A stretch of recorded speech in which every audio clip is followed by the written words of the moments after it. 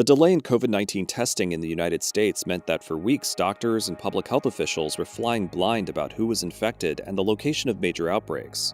As a result, they had little hope of containing the virus before it started spreading out of control. Why did the US fall behind almost every other country in this regard? It's a long-standing problem that's led to needless suffering and loss of life long before the coronavirus pandemic. But in this case, its impact is so high-profile and far-reaching that the episode could finally bring lasting reform.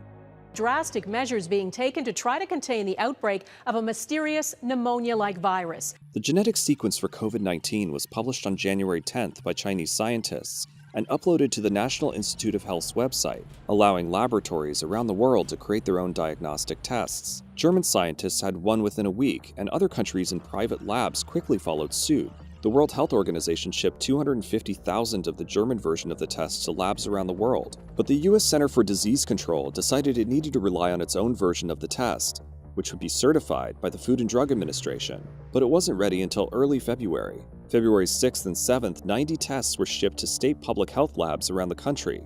But the kits had a technical flaw and needed to be returned to the CDC for testing. Meanwhile, the virus continued spreading. On February 4, the FDA said it would allow government-approved labs with high-complexity testing capabilities to create their own tests, provided they copy the CDC's approach and send all of their results to the agency's headquarters in Atlanta for verification. Former FDA Principal Deputy Commissioner Joshua Sharfstein told The New Yorker, "You certainly wouldn't want to say any lab can advertise a coronavirus test, because then it's going to be chaos. There's a lot of people who will sell things that may or may not work." Though well-intentioned, the rule became a stumbling block. Every virus is a little different, but this is one of the most challenging ones, certainly I've seen in my lifetime. Take the case of Alex Greninger, a doctor and researcher at the University of Washington, who sent in his application to create a coronavirus test via email. According to a report in GQ, he then learned that he also needed to submit a paper copy, and then another version burned to a compact disc, or loaded onto a drive and delivered to the FDA's Maryland headquarters. After he complied, according to a report in ProPublica, the FDA didn't approve his test right away. They asked him to make sure his test didn't cross-diagnose with SARS and MERS, other coronaviruses, which hadn't been seen in the US in years. His test was finally certified on February 29th, at which point the fatal outbreak in his home state of Washington was already underway. As the crisis worsened and the testing shortage drew headlines, the FDA simplified the process. But then on March 20th, they warned that they may shut down efforts to rapidly make available at-home testing kits on the grounds that they were unvetted and could be fraudulent. The first documented cases of COVID-19 in the US and South Korea were discovered around the same time, yet as of March 17, 1 out of 4,300 Americans had been tested. In South Korea, it's 1 out of 17.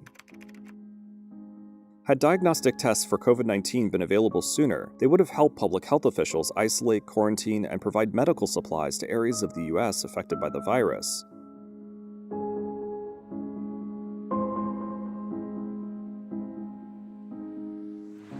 How could this happen? This tragic testing delay has brought national attention to the FDA's long-standing, overly cautious approach to regulating American healthcare. To minimize risk, the agency has sacrificed speed, preventing doctors and patients from accessing the tools they need until it's too late. The agency's risk reduction over speed of approval goes back to the 1960s, when a sleeping pill called thalidomide marketed to pregnant women caused babies to die in utero or to be born with serious birth defects. The crisis was mostly contained to Europe because concerned FDA regulators had kept the untested drug out of the US. The United States has the best and the most effective food and drug law of any country in the world. In 1962, President Kennedy signed a landmark bill increasing the agency's oversight powers. It resulted in a culture of extreme caution that led to long approval times for experimental drugs and devices, keeping potentially life-saving tools out of the hands of patients. The beginning of the movement to relax those rules and rethink the trade-off between risk and speed in the FDA approval process began during the AIDS crisis of the 1980s. Gay rights activists were outraged that the FDA wouldn't quickly approve more experimental drugs like AZT, which blocks HIV's replication, or thalidomide, used to treat some of the wasting symptoms of AIDS. After lobbying and protests, including the 1988 shutdown of the FDA building, the administration slowly began to loosen its rules, leading to the approval of highly active antiretroviral therapy, or HAART, in 1996. Because of HAART, contracting HIV wasn't a death sentence anymore. Gay rights activism during the 1980s and 1990s created a framework for patient advocacy to people with life-threatening illnesses, leading to the Right to Try movement, which has allowed terminally ill patients to access experimental drugs and devices that are still undergoing FDA testing. The movement pushed the agency to streamline its own compassionate use program to help the same kinds of patients.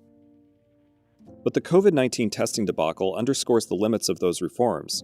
Once a full investigation comes out about the agency's failures, perhaps it will bring fundamental reform, at last giving Americans rapid access to potentially life-saving tools.